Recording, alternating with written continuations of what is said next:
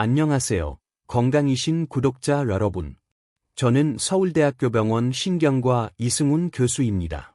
환자분들께 과일을 먹는 게 좋나요? 아니면 빵이나 떡, 면류를 먹는 게 좋나요? 같은 질문을 정말 많이 받는데요. 여기서 가장 중요한 것은 바로 한 번입니다. 그건 잠시 후에 말씀드리죠. 당뇨가 생기면 포도당 때문에 여러 합병증이 발생합니다. 이렇게 얘기하니 포도당이 마치 악당 같지만 사실 포도당은 우리 몸에 없으면 죽는 물질입니다. 없으면 저혈당이 오고 저혈당이 되면 어디가 죽을까요? 다른 장기들은 어느 정도 저항력이 있지만 뇌는 죽습니다. 뇌는 포도당과 산소만을 사용하기 때문에 오늘 다이어트 한다고 무작정 굶으면 다음 날쯤 되면 거의 죽을 것 같이 괴로우실 텐데요. 그 괴로움은 바로 뇌가 괴로워하는 것입니다. 뇌가 포도당이 들어오지 않는다고 엄청나게 괴로워하면 결국 몸은 어떻게든 포도당을 만들어내려 합니다.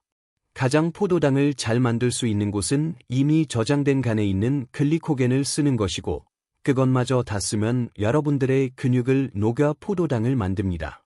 이를 당신생이라고 하는데요. 이것이 가장 편한 방법이기 때문에 여러분들이 굶으면 바로 다음 날부터 뇌를 위해 근육이 녹아내리기 시작하는 겁니다. 괜히 녹는 게 아니라 여러분들이 움직이지 않아서가 아니라 뇌를 살리기 위해서 그렇게 되는 것이죠. 포도당 수치가 50mg DL로 떨어지면 굉장히 위험합니다. 뇌가 위험해지고 큰일 나죠. 바로 저혈당입니다. 일반인의 경우 공복혈당은 보통 60에서 90mg DL 사이로 나옵니다. 그런데 당뇨가 되면 130을 넘어가고 대개 126을 넘어갑니다. 아, 그럼 포도당이 많으니까 좋겠네요. 라고 생각하실 수 있죠. 내 입장에서는 좋습니다. 내 입장에서는 좋지만 이 많은 포도당이 혈색소에 붙어 당화혈색소가 되는 것처럼 다른 여러 가지 단백질이나 펩타이드 같은 곳에도 달라붙습니다. 이렇게 달라붙으면 그 물질이 당화 최종산물, 즉 영어로는 에이지즈라고 하는 물질로 변하게 됩니다. 이 에이지즈는 우리 몸에서 염증의 매개체가 됩니다.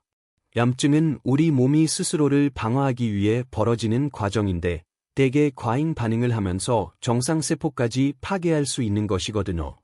그런데 이 에이지즈 물질들로 인해 염증의 정도가 더 강해진다고 봐야 합니다. 세포들이 더 파괴되는 거죠. 그래서 여러분들의 만성 염증 중 아주 대표적인 병변이 바로 동맥경화증입니다. 동맥경화증은 아주 명백하게 염증이거든요. 그 염증이 더 심해진다는 것은 동맥경화증이 심해진다는 의미입니다. 그래서 당뇨가 있는 사람은 모든 혈관의 동맥경화증이 훨씬 빠른 속도로 나빠지게 됩니다. 포도당이 없으면 죽지만 60에서 90mg DL 사이의 공복혈당을 유지하는 것이 참 좋지만 결국 130을 넘어가 당뇨가 되면 여러분 혈관 건강에 굉장히 안 좋은 일들이 벌어지기 시작합니다.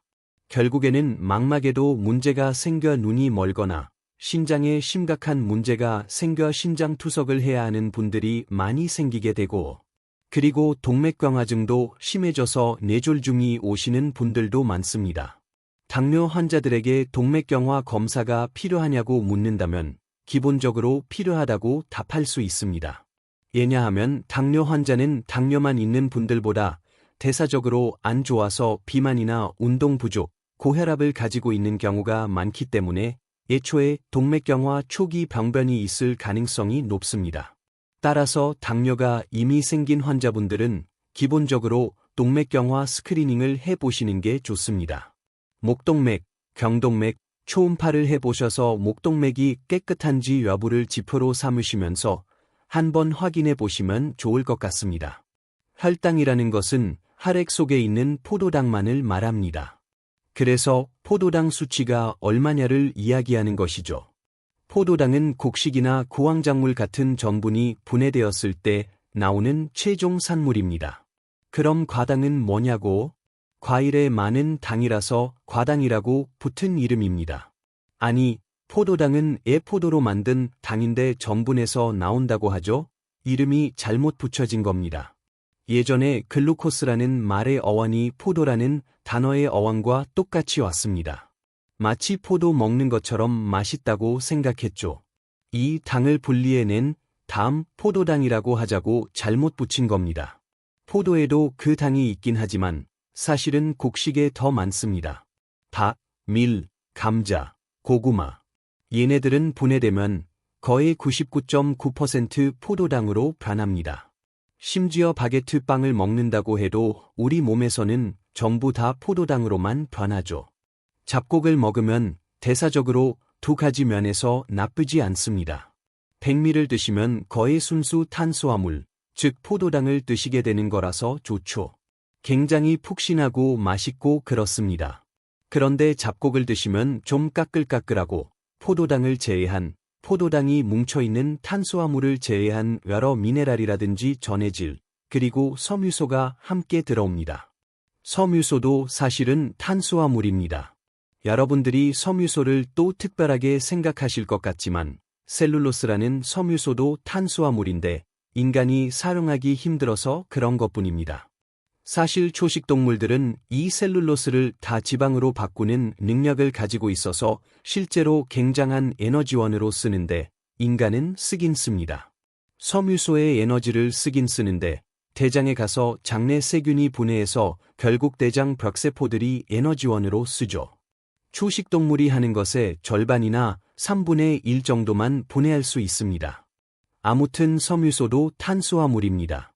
그래서 여러분들이 잡곡을 드시게 되면 소화할 수 없는 섬유소라는 탄수화물이 같이 들어오면서 소위 불소화 식품으로서 여러분의 변비 해결이나 장내 세균 구성에 굉장히 좋은 영향을 줍니다. 장내 세균의 중요한 영양분이 되니까요. 현미나 잡곡을 드시면 영양학적으로 더 다채로운 구성을 섭취하게 됩니다. 그리고 포도당이 들어오는 양이 조금 줄어들 수 있으니 혈당이 좀 뒤늦게 덜 올라갈 수 있죠. 다만 이것도 똑같은 양의 잡곡을 드신다고 하면 거의 동량의 포도당이 들어올 수 있기 때문에 시간만 문제이지 결국 포도당도 다 들어올 수 있습니다. 그러니 본인이 일반인이라면 열심히 잘 드시는 건 좋지만 당뇨 환자라면 나는 잡곡을 먹으니까 최선을 다하고 있어요 라고 하기에는 양을 줄이셔야 합니다. 당뇨 환자는 과잉 칼로리가 되지 않게 하시고 탄수화물을 어떻게든 줄여서 포도당 양을 줄여야 합니다. 이때는 잡곡으로 먹으니까 좋다가 아니라 잡곡조차 줄여야 하는 상황이 되는 거죠. 과당은 단순히 과일에 있는 당을 말하는 게 아니라 프럭토스라고 하는 특정 물질을 말합니다. 과일에 무조건 과당만 있는 건 아니고 대개는 50에서 70% 정도 과당을 가지고 있고 나머지 30에서 50% 정도가 포도당입니다. 과일은 기본적으로 과당이 많습니다. 여러 과일마다 성분 차이가 조금씩 있지만 50에서 70%, 많게는 80%까지 과당을 가지고 있습니다. 과당은 포도당보다 1.5배 정도 달기 때문에 과일을 먹으면 여러분들이 달고 맛있다고 느끼는 거죠. 과일에 있는 많은 과당은 실제로 우리가 몸에서 대부분 쓰지 않습니다. 포도당을 주로 쓰죠. 우리 입장에서 쓰지 않는 물질이 들어왔다면 어떻게 하겠습니까? 이것을 변환시켜 저장하겠죠. 그럼 과당은 무엇으로 변환되기 쉬울까요? 거의 지방으로 갑니다. 과당을 먹는다는 행위는 진화적으로 과당과 과일을 많이 먹어두어 밥을 못 먹을 때를 대비해 지방을 만들기 위해 만들어 놓은 대사 과정입니다. 과거에는 지방을 만드니까 만세를 불렀죠. 지금은 지방을 만들면 이제 죽어야 되는 거지. 기계적으로 한번 생각을 해볼게요. 똑같은 100g의 밀가루를 먹었다. 그리고 과일을 똑같은 100g을 먹었다. 그러면 일단 여러분들의 혈당에서는 곡식으로 먹은 포도당이 혈당 수치를 더 높이 치게 될 겁니다. 그럼 과일을 먹으면 덜 올라가겠네요. 과일을 먹으니까 좋네 라고 생각하실 수 있는데 나머지 과당은 그날 정상 칼로리 이상 드셨으면 거의 지방으로 가십니다. 더 살쪄요. 포도당은 지방으로 가는 것을 억제하기 위한 여러 단계들이 있습니다. 너무 중요한 물질이라 보니 나중에라도 써야지 하면서 얘네들 대사를 늦추기도 하고 글리코겐으로 가기도 하고 일단저산으로 바꿔서 가기도 합니다. 정 안 될 때 결국 지방으로 갑니다. 왜냐하면 그렇게 많이 먹어야만 지방으로 가거든요. 그런데 이 과당은 중간에 그렇게 글리코겐이나 머무르는 과정이 없고 일단 젖산으로 쓰려고 합니다. 상당 부분 젖산으로 쓰려고 했는데 과잉 칼로리를 먹어버렸어. 그럼 젖산도 쓸 일이 없거든요. 젖산이 다시 돌아와서 지방이 됩니다. 과당을 먹게 되는 것은 실제로 여러분들의 살이 빠지지 않고 오히려 지방의 구성이 내장 지방으로 더 많아지면서 여러분들의 당뇨 예후를 더 나쁘게 만드는 요인이 될 수 있습니다.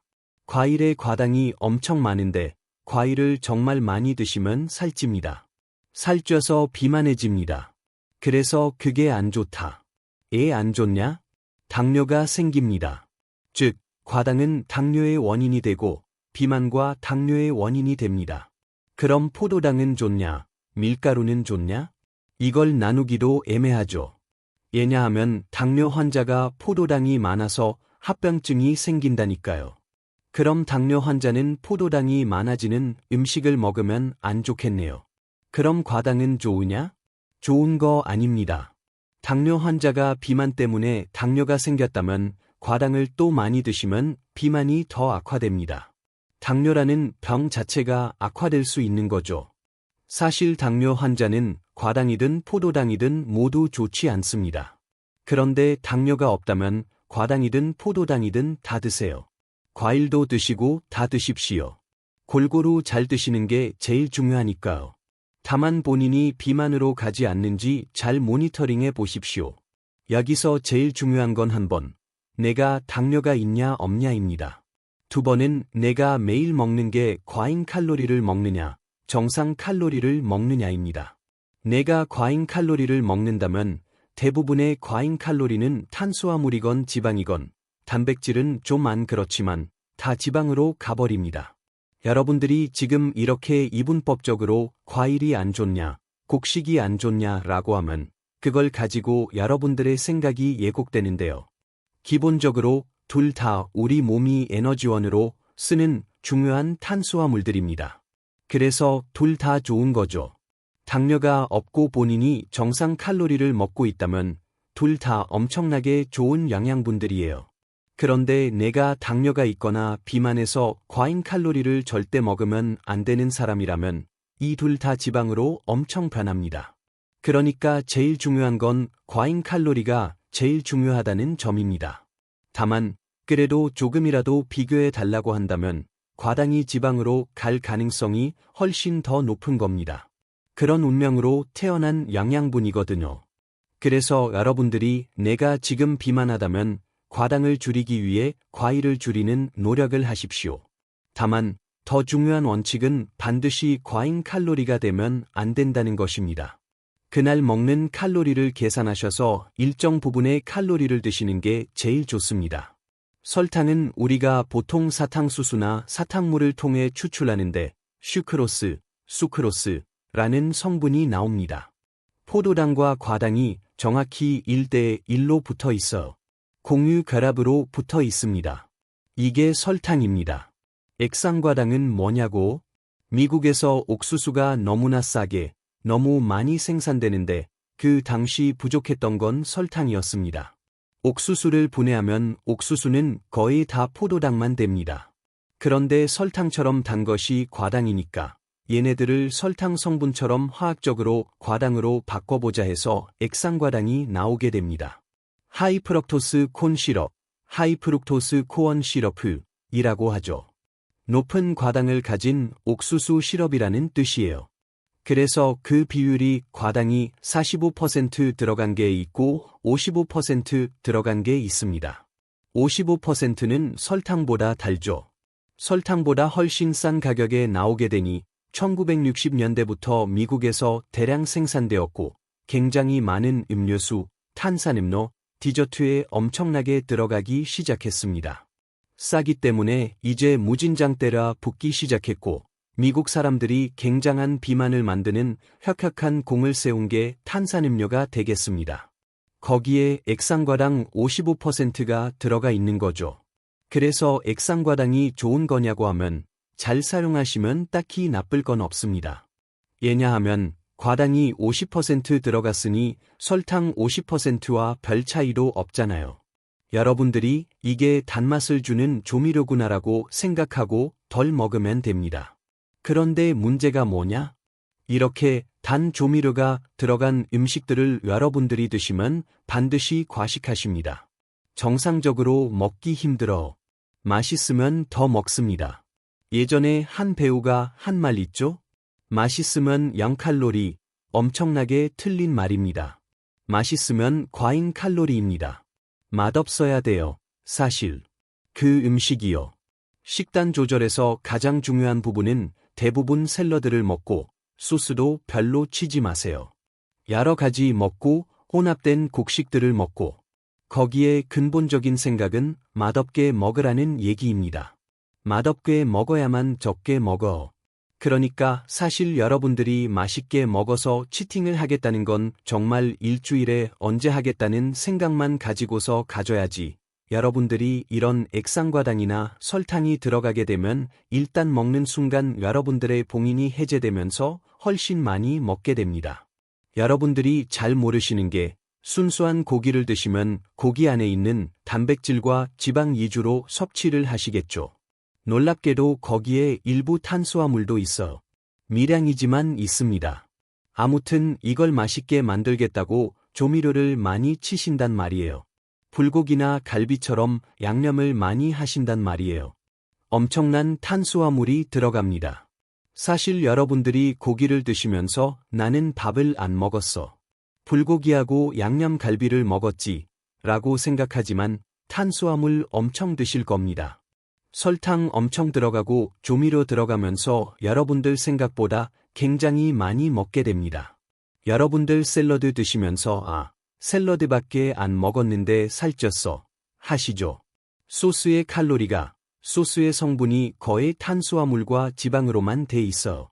어마어마한 탄수화물과 지방, 그리고 이제 아미노산 등으로 돼 있어서 엄청난 칼로리를 여러분들이 단순한 형태로 드시게 됩니다. 과당이 많은 건 과일과 디저트입니다. 설탕에는 50%가 들었고 액상과당에는 45에서 55%가 들었습니다. 이 둘은 우리가 디저트를 만들 때 거의 무조건 쓰죠.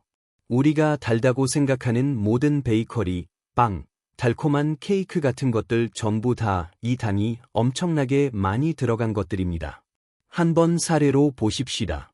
여성분들이 다이어트를 한다고 하면서 대개 이제 식사를 하실 때 거의 탄수화물 곡식을 먹지를 않고 단백질 위주로 드신 다음에 본인의 약간 억압된 식욕을 풀기 위해 2차로 카페를 가서 단 디저트를 드시죠.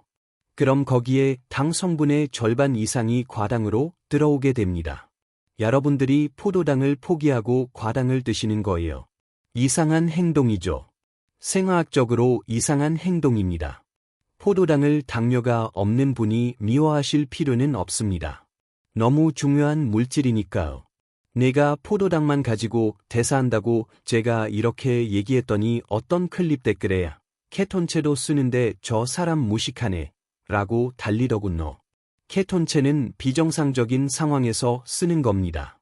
즉, 기아 상태가 됐을 때, 우리가 일부러 금식을 하고 그랬을 때, 우리 뇌가 도저히 포도당이 없으면 죽어버리기 때문에 본인의 대사 과정을 케톤체로 좀 바꾸게 되는 거죠. 그건 예외적인 경우이고, 일반적으로 케톤체가 있고 포도당이 있어도 케톤체를 쓰지 않습니다. 무조건 포도당만 씁니다. 평상시에는.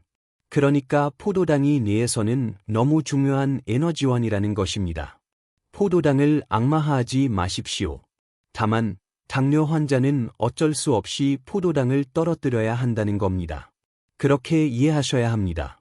이게 왜 안타깝냐 하면 제가 보는 환자분들 전 세계적으로 데이터는 더 안 좋겠지만 대개 절반 정도는 잘 치료됩니다. 절반 정도는 잘 치료되지 않습니다. 왜 치료되지 않느냐고 하면 기본적으로는 식단 조절과 운동을 잘 하지 않아서 그래요. 그런데 그분들한테 제가 일반적으로 알려드리는 건 포도당이 나쁜 게 아니다 라고 했지만 당뇨 환자한테는 어쩔 수 없이 포도당을 줄여야 하니까 포도당이 많은 음식을 줄줄이 얘기하게 됩니다.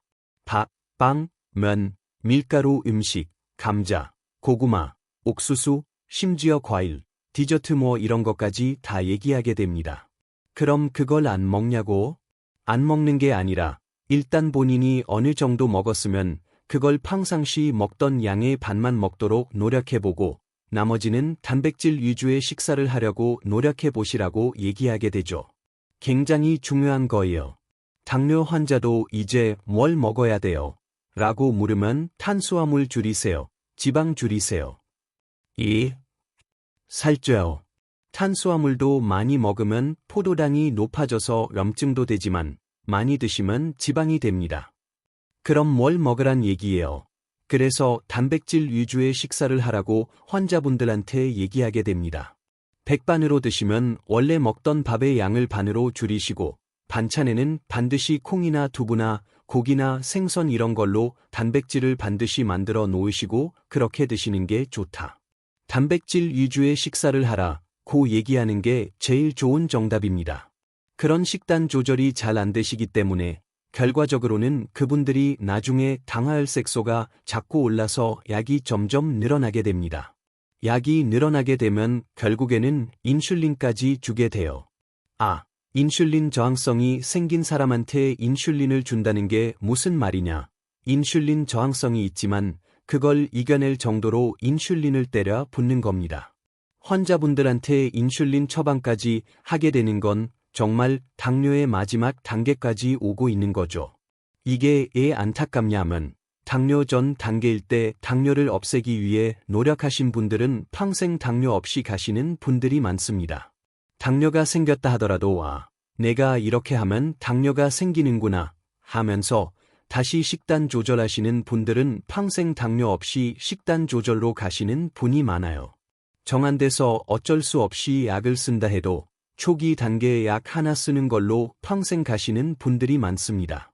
이 생각이 없이 그냥 즐기는 대로 먹고 운동 안 하고 하셨기 때문에 그 다음에 몸에서 인슐린 저항성이 생기는 건 기하급수적으로 생겨요. 심한 당뇨 환자는 나중에 약 쓰면 되지 라고 생각하는데 그게 아니고 약이 안 듣습니다. 초기에 아주 관리를 잘해야만 당뇨도 잘 들어. 그러니까 본인이 제대로 생각을 하시고 당화혈색소를 올 때마다 줄이기 위해서 정말 최선을 다하셔야 합니다. 저는 상상도 못했는데 이렇게 기름을 숟가락으로까지 드시는 분들이 있다고 하더군요. 이걸 약이라고 생각해서 하시는 것 같은데 식물성 기름과 동물성 기름의 차이가 있느냐? 식물성 기름이 좋냐 나쁘냐 제가 뭐라고 얘기 드릴 수 있냐면 근육이 평상시에 어떤 에너지를 쓰냐. 지금 제가 근육 에너지를 쓰고 있습니다. 안 쓰는 것 같아도 제가 이 몸 자세를 유지하기 위해서 수백 개의 근육을 쓰고 있어. 여러분들 얼굴이 무표정한 것 같아도 동시에 수십 개의 근육을 쓰고 있습니다. 평상시에 근육들이 계속 에너지가 필요하잖아요. 이게 대부분 지방에서 옵니다. 여러분들이 천천히 걸을 때 그때 지방이 대부분 쓰여. 그런데 갑자기 달린다. 그때 포도당을 씁니다. 평상시 에너지원의 한 70%는 지방산을 사용하고 나머지 30% 정도는 포도당을 씁니다. 그런데 식물성 기름과 동물성 기름의 차이가 있느냐? 동물성은 안 좋아, 식물성은 좋아 라고 이분법적으로 잘못 생각하시고 그리고 지방이니까 안 좋아. 그런데 기름은 괜찮아. 특히 오일이라고 영어로 쓴 건 괜찮아 라고 이 말도 안 되게 생각하시거든요. 오일과 기름과 지방은 그냥 같은 말이라고, 과학적으로 거의 같은 말이라고 생각하셔야 합니다. 지방의 대표적인 형태를 버터와 식용유, 포도씨유, 카놀라유, 올리브유 등 별의별 오일을 다 보시는데 얘네들은 그냥 다 기름, 지방입니다. 애 굳어있고 이쪽은 애 액체냐? 녹는 점 때문에 고체고 여기는 액체예요. 이렇게 유체로 된 기름은 불포화 지방산이 많이 있어서 얘네들이 유란한 형태라서 액체를 유지합니다. 그런데 포화 지방산이 많아서 뻣뻣한 형태가 되면 고체가 돼요. 그래서 우리가 고기를 먹으면 육지 동물들은 다 근육이나 이런 것들이 단단하단 말이에요. 단단한 몸의 형태를 유지하기 위해서는 포화 지방이 많아야 됩니다. 우리도 많아요. 우리 몸의 절반 이상이 포화 지방으로 돼 있습니다. 그래야만 중력을 이기고 우리가 돌아다닐 수가 있거든요. 불포화 지방산이 도대체 수생식물에 맞냐? 중력에 대해 덜 느끼는 해조류, 해산물, 생선 이런 것들은 불포화 지방산이 맞냐면 유란해져야 하기 때문에 많습니다. 우리가 육지 생활을 하려면 단단한 지방이 많아야 하기 때문에 포화 지방이 많아질 수밖에 없는 겁니다. 그래서 여러분들이 소고기, 돼지고기를 좋아하면 포화 지방이 당연히 많이 들어옵니다. 육지 동물이기 때문에. 그리고 포화 지방이 많은 것은 추출해 가지고 순수한 지방 형태의 조미료 같은 음식을 만들죠. 버터. 포화 지방이 많아서 단단해졌구나. 얘가 유체는 불포화 지방이 많아졌기 때문에 얘들이 기름을 이렇게 쓰는구나. 하지만 얘들도 녹는 점을 높아서 하면 물이 돼 버리잖아요. 그때 똑같이 기름을 잘 구별 안 가잖아요. 똑같은 지방들입니다. 얘네들은 다 지방, 다 엄청난 에너지원들입니다. 거꾸로 얘기하면 우리 몸 지방의 60%가량은 포화 지방으로 되어 있어서 포화 지방도 먹어야 합니다. 포화 지방 엄청 드셔야 돼요. 그렇다고 포화 지방을 찾아 먹진 않잖아요. 왜냐하면 고기를 좋아하기 때문에 고기를 먹다 보면 포화 지방이 엄청 들어오는 거예요. 포화 지방과 불포화 지방이 적당한 비율을 가지고 있어야만 세포 기능이 잘 됩니다. 그래서 포화 지방산도 잘 드셔야 되고 불포화 지방산도 잘 드셔야 돼요. 그런데 고기만 좋아하게 되면 포화 지방산만 많이 들어올 수 있으니까 불포화 지방산의 중요성을 알고 생선도 먹고 해조류도 먹고 그렇게 합시다라고 얘기를 하는 거죠. 그런데 이외로 포화 지방이 많은 식물성 기름들도 많이 있습니다. 그래서 식물성 기름이 좋냐 나쁘냐 제가 뭐라고 얘기 드릴 수 있냐면 여러분들이 음식을 먹으면 우리 몸은 그 음식을 흡수하는 게 아니에요. 하나하나 다 분해한 다음에 단위별로 영양분만 흡수해요. 그러니까 여러분들이 식물성 기름을 먹건 동물성 기름을 먹건 우리 몸은 완전히 분해한 지방산 형태로 흡수합니다. 아무거나 먹어도 돼요. 사실은 아무거나 먹어도 되는데 실제 그러면 동물성 기름이 안 좋다고 생각을 하느냐? 우리가 뇌를 유지하기 위해서 신경세포, 뇌를 유지하기 위해선 이 뇌는 물처럼 비중이 낮은 곳이에요. 뇌 기능은 엄청나게 주변과 상호작용이 많은 곳이라서 이 세포막을 이루는 구조가 다른 세포에 비해서 불포화 지방산이 많이 필요합니다. 뇌가. 그래서 우리가 불포화 지방산을 먹어야 돼요. 뇌 때문에 먹는 거예요. 뇌와 신경 때문에. 그럼 나머지는요? 나머지는 거의 필요 없다고 생각하셔야 됩니다. 염증 때문에 먹는다. 일부 효과는 있는데 그건 부수적인 효과예요. 실제로 우리 기름이 들어가서 우리 몸을 이루는 건 세포막을 이루는데 굉장히 중요한 에너지원과 세포막입니다. 모든 세포막이 인지질로 돼 있다고 했잖아요. 그 인지질 이중층을 이루는 하나의 지방산이 모양이 불포화 지방산이면 3차원적으로 이렇게 꺾이게 돼서 세포막을 유란하게 만들어요. 포화 지방산은 일자로 돼 있어서 빽빽하게 만들죠. 뇌가 빽빽하면 안 되기 때문에 뇌는 일정 수준의 불포화 지방산을 항상 원하고 있어요. 그래서 뇌를 위해서 여러분들이 불포화 지방산을 많이 먹어야 하는데 대표적인 불포화 지방산이 오메가-3가 되겠습니다.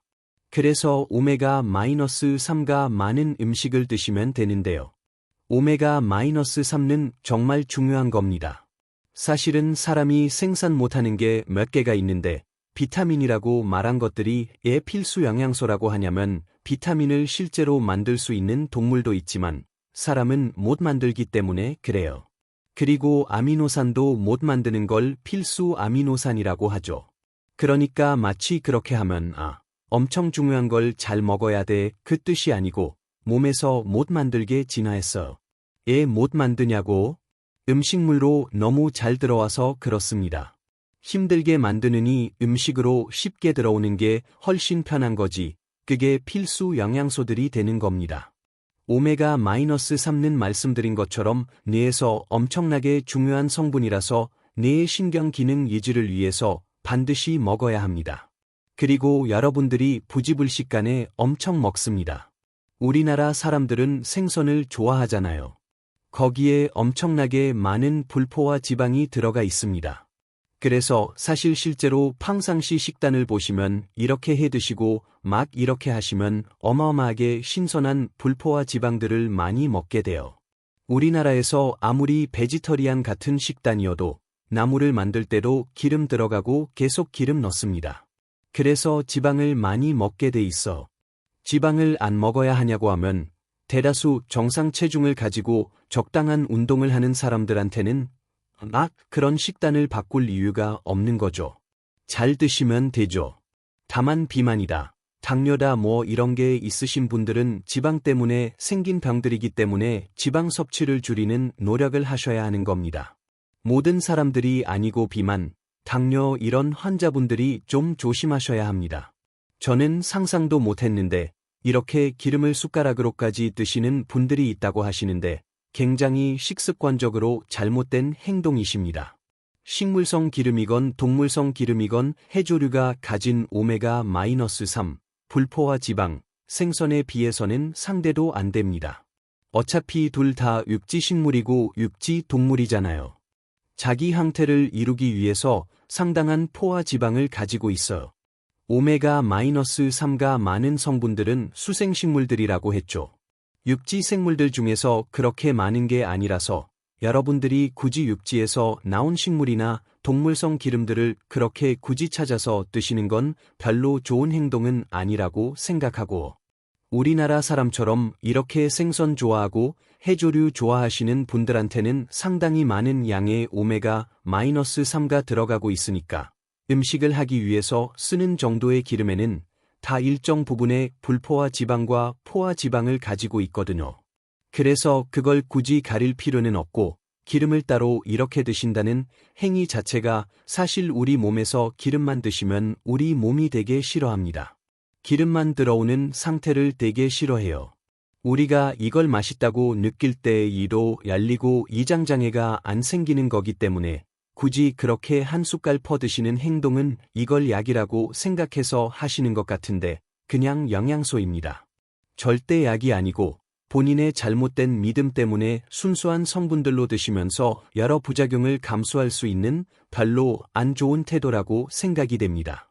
좀 잘못 알고 계신 것 중에 하나가 이제 오메가-3, 오메가-6 이렇게 얘기를 하시는데 오메가-6는 그렇게 몸에 좋은 게 아닙니다. 오메가-6는 우리 몸에서 염증의 정달 물질로서 똑같은 지방산인데 우리 몸이 임무를 그렇게 불화했어. 너는 염증 전달 물질로 좀 해라. 그래서 오메가-6를 많이 먹으면 만성 염증이 높아집니다. 이건 굉장히 많은 과학적 연구 결과가 있어. 오메가-6가 많은 기름들도 있습니다. 그래서 실제로 오메가-6을 많이 먹는 건 적절한 행동은 아니고 우리가 보통 DHA, EPA라고 하는 오메가-3를 많이 먹는 게 가장 적절한 행동입니다. 그래서 사실 올리브유가 오메가-3가 별로 안 높아요. 올리브유가. 그런데 오메가-6도 안 높아요.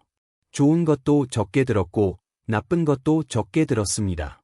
그런데 불포화 지방의 비율은 다른 기름과 비교해서 높은 편이에요. 이걸 좋은 장점만 얘기를 하는 거지 올리브유 좋다고 얘기하는 사람들야 오메가-6가 적지 않냐? 그런데 오메가-3도 적어. 다른 기름에 비해서 오메가-3도 별로 안 많아요. 그러니까 사실 올리브유를 굳이 영양적인 성분으로 찾아서 먹을 필요는 별로 없다. 다만 다른 기름들이 오메가-6가 좀 더 많다고 하니까 이게 염증을 좀 일으킬 수 있지 않느냐라는 생각을 하실 수 있을 것 같습니다. 하지만 제 생각에는 이미 콩기름, 옥수수기름 정도 수준의 그런 오메가-3, 6 비율들은 다 괜찮은 편이니까 기름이라는 게 미량 넣어 가지고 맛을 올리기 위한 그런 건데 그걸 굳이 기름을 부으실 필요는 없을 것 같다고 생각합니다. 이건 마케팅이라고 생각합니다. 명백하게 굉장히 많은 기름을 만들어내는 업자들이 있습니다. 전 세계의 그 업자들이 이 기름이 레드오션이죠. 너무 많은 기름들이 있으니까 이 기름을 마케팅적으로 강조를 해야 하다 보니 성분을 가지고 강조하면서 이제 여러분들한테 불포화 지방이니 오메가-3니 이런 얘기를 하게 된 거죠. 그래서 저는 사실 이게 여러분들이 이렇게 휘둘릴 정도로 되게 중요하다고 생각할 정도는 아니고 그 정도 신경 쓰는 것보다 훨씬 더 중요한 건강 이슈가 많거든요. 실제 본인 몸의 체형, 살찐 상태, 운동 이런 것들이 훨씬 더 중요하기 때문에 그렇게 건강을 신경 쓰는 태도로 여러분들이 운동하시고 적당한 칼로리 드시고 너무 사소한 거에 그렇게 목숨 거시면 안 될 것 같습니다. 콜레스테롤이 높으면 오메가-3를 먹으니까 콜레스테롤이 떨어지니 이건 아마도 콜레스테롤이 있는 곳에 좋은 기름인 불포화 지방산이 가서 씻어내는 건가 보다 라는 말도 안 되는 비과학적 착각과 논리적 비약을 하시는 겁니다. 말도 안 되는 거고 기름이 콜레스테롤을 쫓아내는 일은 존재하지 않습니다. 다만 그런 좋은 기름인 오메가-3 같은 게 들어오면 LDL 콜레스테롤이 떨어지고 HDL 콜레스테롤이 살짝 올라갑니다. 그런데 그건 직접적인 효과가 아니라 간에서 어차피 콜레스테롤도 만들고 지방도 만들기 때문에 거기에 대한 부담을 덜 느낀 간이 콜레스테롤을 약간 덜 합성하는 거예요. 그래서 콜레스테롤을 떨어뜨리기 위해서 오메가-3를 먹는다 라고 생각하시면 안 됩니다. 물론 콜레스테롤을 정말 떨어뜨려야 하는데 안 떨어지는 사람한테 오메가-3까지 주기도 하고 의사가 그러는데 그런 목적은 아니고 여러분들의 뇌신경 건강을 위해서 오메가-3가 필요하다는 것을 아셔야 합니다. 오메가-3의 실제 효과는 신경 기능을 원활하게 돌아가게 하는 게 한 번, 이게 압도적이고 부수적으로 콜레스테롤을 좀 떨어뜨릴 수 있고 또 부수적으로 염증을 좀 줄일 수가 있어. 그런데 이걸 염증을 줄인다는 효과 때문에 심장 질환 줄이고 이렇게 한다는 걸로 갑자기 심근경색과 뇌졸중을 위해서 오메가-3를 먹어야 한다고 하는데 심근경색이나 뇌졸중을 위해서는 양구 결과들이 애매하게 나오면서 지금은 다 권고하지 않게 되었습니다. 굳이 찾아서 먹지 마라고 했단 말이에요. 그러니까 여러분들 혈관 건강을 위해서 먹는 게 아니고 뇌 기능을 위해서 먹는 겁니다. 제일 중요한 기능을 생각하셔야 하잖아요. 콜레스테롤은 세포막과 우리 중요한 호르몬을 만드는 데 필요합니다. 필요한 만큼은 우리가 그거 이상 되게 많이 먹고 있어. 그래서 덜 먹게 하려고 노력을 하지만 동맥경화까지 있다면 아예 약을 써 가지고 떨어뜨려야 합니다. 오메가-3는 간이나 혈관이나 그런 데 중요한 게 아니고 뇌 신경 기능에 엄청 중요한 겁니다. 하지만 이미 많이 먹고 있더라. 그런데 정 걱정되면 영양제로 먹는 건 당신의 선택이지만 이미 우리나라 사람은 오메가를 많이 먹고 있으니 그렇게 걱정할 정도는 아니다. 서구권 사람들은 해조류와 생선을 싫어하기 때문에 육식에 너무 쩔어 있어서 실제 뇌 신경 기능이 안 좋을 것 같아요. 그래서 과학적으로 오메가-3의 중요성이 나오게 됐고 늘 그렇게 먹기 싫으면 생선에서 꺼낸 오메가-3, 크릴새우로 만든 오메가-3 어떻게든 만들 테니까 이거라도 먹어 라고 이렇게 나오게 된 거죠. 그래서 사실 오메가-3는 우리가 만들 수는 없는데 신경 기능에 엄청 중요하기 때문에 엄청 필요하다. 다만 서구권 사람들만큼 많이 필요한 건 아니다. 우리 엄청 먹고 있다. 유럽 사람들이 미국 사람들보다는 액상과당의 영향을 덜 받았기 때문에 체형이 그래도 괜찮죠. 그런데 그 중에서도 그리스인들이 먹는 음식이 나중에 보니까 굉장히 건강에 좋았던 요거트를 많이 먹고 샐러드 이런 것들을 많이 먹으면서 그게 약간 신화처럼 됐죠. 특히 올리브 오일을 많이 먹고 이렇게 되면서 지중해 식단이 좋은데 제 생각에는 한국 식단이 엄청 좋아요. 다만 우리나라 식단에서 단점은 맵게 먹고 짜게 먹는 거, 그 두 가지만 조금 조절하신다면 굳이 지중해 식단을 찾아 먹을 필요는 없을 것 같습니다. 한국인의 식단은 오메가-3가 워낙 많아서 다른 나라에 비해서 굉장히 유리한 나라입니다. 오메가-3를 영양제로 드시면 대개 이제 이만하게 큰 약이 1g, 2g 엄청 기름입니다. 아, 이렇게 많은 기름을 먹어도 될까 싶은데 간의 비축력이 대단해서 그걸 가지고 꽤 오래 가지고 있어. 그래서 사실 오메가-3를 먹으면 그날 당장 내 기능이 좋아지는 게 아니고 간이 그 오메가-3가 포함된 중성 지방을 뇌에 전달할 때까지 시간이 걸려요. 상당히 시간이 걸립니다. 간을 오랫동안 비축하는데 여러분들이 지방간 상태가 아니라면 꽤 비축량이 크다고 생각하실 수가 있어. 그래서 오메가-3를 영양제로 먹거나 음식으로 먹을 때 과잉되기는 굉장히 어렵습니다. 다만 오메가-3를 포함한 너무 많은 지방을 먹어서 지방간이 되는 것도 다른 문제이기 때문에 지방간이 되신 분들은 오메가-3조차 조심해야 하는 경우도 발생하긴 합니다. 지방이 많아졌을 때 첫 번째는 비만이 되고 비만이 여러 가지 병의 원인이 되기도 합니다만 요즘 많이 이슈가 되고 있는 것들이 이제 대사성 지방간이요. 얘기를 많이 하게 됩니다. 예전에는 간에 이상이 있으면 딱 우리나라 2가지 원인이었었거든요. 바이러스성 간염, 그 다음 알코올에 의한 간염. 결국 이 2가지 다 전부 다 심해지다가 간경화가 되고 간암까지도 생길 수가 있죠. 그런데 이 2가지가 다 없는데 간염이 생기고 간경화, 간암까지 생기는 이 사람들은 뭐냐라고 해서 이걸 분류를 해놓은 게 이제 대사성으로 간염이 생기는 분들입니다. 이걸 NTG, 메시, 요즘 이렇게 얘기를 하는데요. 대사 이상에 의한 지방간에 의한 간염이다. 간세포에 지방이 가득 찼어. 간이 남는 에너지를 지방 만든다고 했잖아요. 그럼 남는 에너지 지방을 우리 피하 지방이나 이런 데 보내면 되잖아요. 보내려 해도 우리 몸이 받지 않아서 결국엔 간에 지방이 가득 찬 상태예요. 그러니까 비만과 이런 잘못된 식습관이 여러분들이 간 상태를 나쁘게 만드는데 간 상태를 볼 수 있는 아주 쉬운 검사 방법이 간 초음파입니다.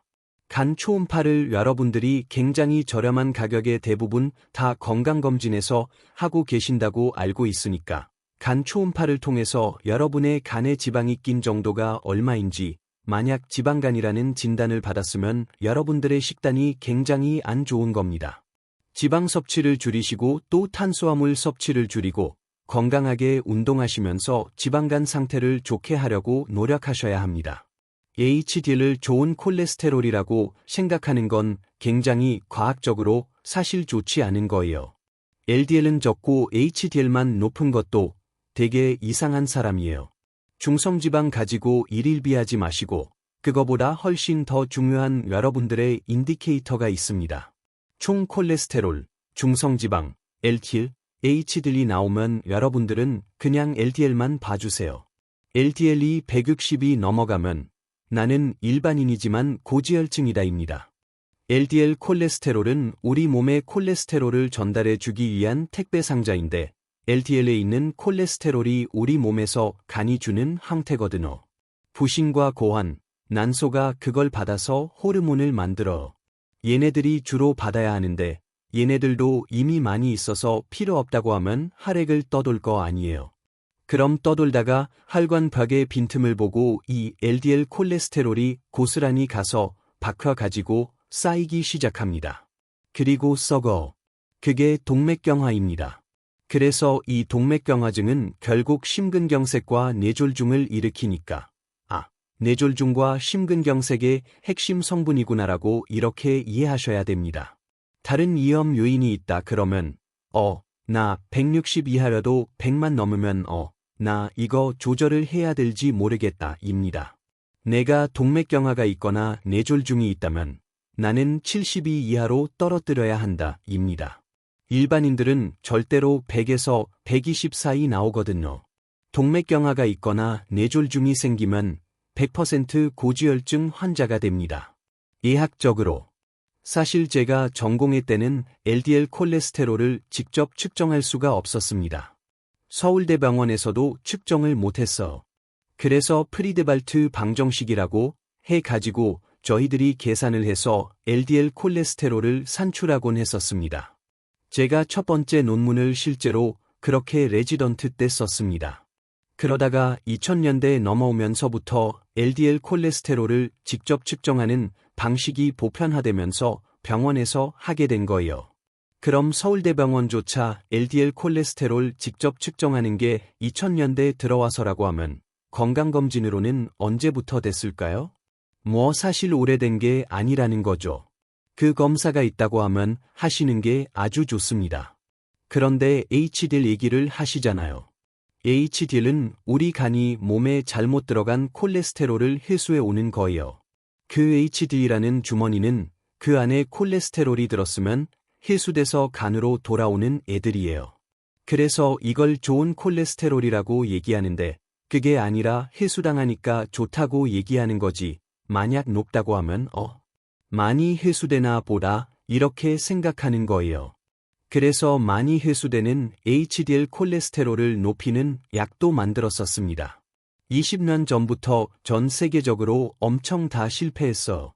굉장히 부작용이 많아 가지고 어마어마한 빅파마들이 그 약을 만들다가 아주 처절한 실패를 했어. 사실 그게 왜 그랬냐? 지금 생각을 해보면 HDL 콜레스테롤이 높다는 얘기는 회수당할 것도 많다는 거잖아요. 가져올 게 많은 게 진짜 좋은 건가? 라고 생각해 보시면 많이 갖다 주니까 가져올 것도 많은가 보지. 그러니까 LDL은 적고 HDL만 높은 것도 되게 이상한 사람이에요. 대사적으로. 그러니까 HDL 콜레스테롤이 많다는 거는 여러분들이 나는 HDL 콜레스테롤이 많아서 얘네들이 좋은 애기 때문에 몸에 좋은 거야. 그게 아니고 많이 지금 회수당하고 있어. 쓰레기차가 지금 많이 가져오고 있다는 얘기. 그럼 쓰레기가 많다는 거잖아요. 그럼 어떻게 꼭 다 좋다고 얘기할 수 있어? 그럼 HDL은 보지 마시라고. 저는 HDL 콜레스테롤이 그렇게 높지 않은데 그걸 어떻게 생각하냐면 회수당할 게 많지 않나 보다. 회수당할 게 많아야 걔로 올라가죠. LDL 높은 사람, HDL 높은 사람들 많습니다. 그러면 저는 좋아해야 돼요. 슬퍼해야 돼요. 그러는데 무조건 슬퍼하십시오. LDL 높아서 안 좋습니다. 얘는 뿌리러 다니는 애들이니까. 그래서 여러분들은 HDL을 좋은 콜레스테롤이라고 생각하는 건 굉장히 과학적으로 사실 좋지 않은 거예요. 그러니까 HDL 콜레스테롤 수치에 대해서는 여러분들의 건강을 이렇게 확정적으로 얘기할 수가 없다.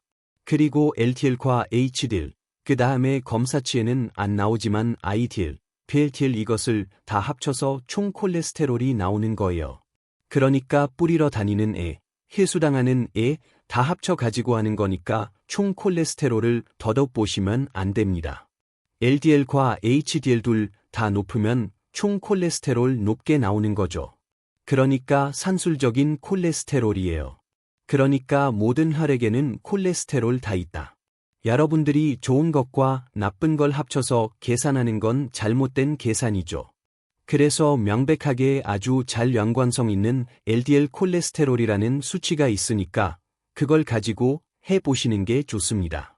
고지혈증이란 병과 동맥경화, 그 다음에 뇌졸중이라는 이 상관관계에서 적어도 동맥경화가 생길 위험에 있거나 생기신 분들을 대상으로 이렇게 얘기를 하는 거라고 생각하셔야 되고, 아주 건강하신 분들이 본인이 검사를 했더니 고지혈증 하나만 나온다.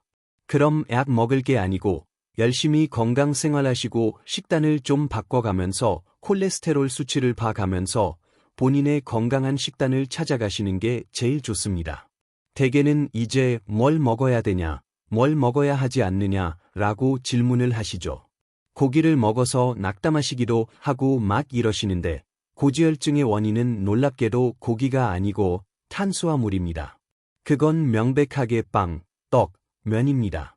여러분들이 밥이나 빵이나 면류를 많이 드시면 우리 간이 콜레스테롤을 만드는 그 과정이 전체 콜레스테롤의 80%인데 포도당에서 만듭니다. 포도당을 가지고 굳이 열심히 콜레스테롤을 만들어 콜레스테롤을 가지고 이제 포장을 해서 혈액에 내보내는데 간이 직접 만들게 되는 건 80%이고 그냥 먹은 콜레스테롤이 나가는 게 20%입니다. 그래서 여러분들이 탄수화물을 많이 먹으면 다 그 콜레스테롤로 가요. 그럼 탄수화물 줄이면 콜레스테롤 떨어지겠네? 떨어집니다. 그래서 여러분들이 고지혈증을 특별히 줄여야겠다고 한다면 고기를 줄이는 게 아니고 탄수화물을 줄이셔야 합니다. 제가 많이 먹으라는 얘기가 아니라 고기를 드세요. 일종의 필요 성분이지만 제발 적당하게 드시라고. 꼭 필요한 성분인데 많이 먹으니까 문제가 되는 거지. 많이 먹으라고 제가 전혀 얘기한 게 아닙니다. 제발 과잉 칼로리 하지 마시고 적당하게 본인의 사용량만큼만 드시는 게 가장 건강한 길입니다. 뇌졸중에 끼치는 위험 요인들을 보면 1등은 무조건 고혈압이 나와. 고혈압이고 2등은 당뇨와 담배, 고지혈증이 서로 이제 자기의 이치를 막 싸우고 있고, 그런데 이 전반적인 위험 요인들을 아우르는 가장 중요한 바탕이 되는 게 생활습관이죠. 생활습관은 그 사람의 인간적인 삶에 대한 성실성을 보여주는 가장 중요한 부분입니다. 환자분들한테 건강하게 사세요, 골고루 드세요, 운동하세요 라고 얘기하는 건 사실 의사가 얘기하기 전에 본인이 갖춰야 할 덕목입니다. 반드시 하셔야 되는 거예요. 일반인들이 환자까지 됐는데 운동을 적당히 하지 않거나 담배를 계속 피우거나 과음을 하시거나 건강하게 드시지 않는 본인 몸에 대해서 불성실한 분들이라고 생각을 하고 상황에 따라서는 굉장히 많이 혼을 내고 그렇습니다. 아, 교수님, 죄송합니다. 그러는데, 저한테 죄송한가요? 본인한테 죄송해야죠. 저는 이걸 가이드할 뿐인 거죠. 의사가 강조해서 얘기를 하는 건 기본을 안 하셨다는 거죠.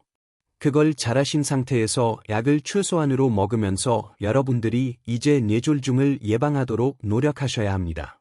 기본이기 때문에 너무 중요한 겁니다. 고지혈증은 사실 환자분이 스스로 알 수 있는 게 아니니까.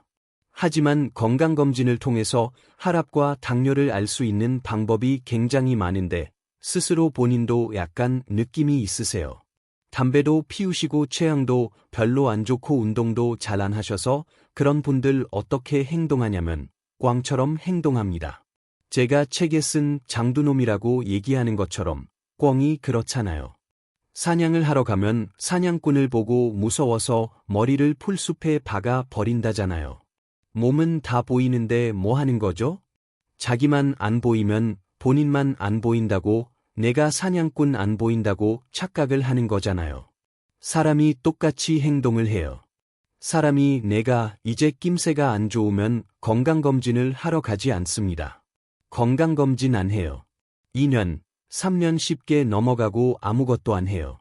그러다가 뇌졸중이 생긴 다음에 병원에 와서 고혈압과 당뇨를 진단받습니다. 비극이죠. 그렇게 하시면 안 되는 거죠.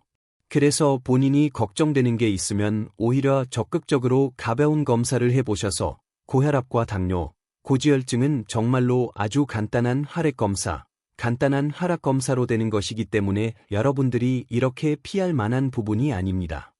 여러분들이 나중에 큰 비극적인 사망과 여러분들 장애자가 되는 찬스를 평상시에 1년에 한 번 정도 아주 가벼운 노력으로 미리 막을 수가 있어요. 반드시 꼭 해주셔야 합니다.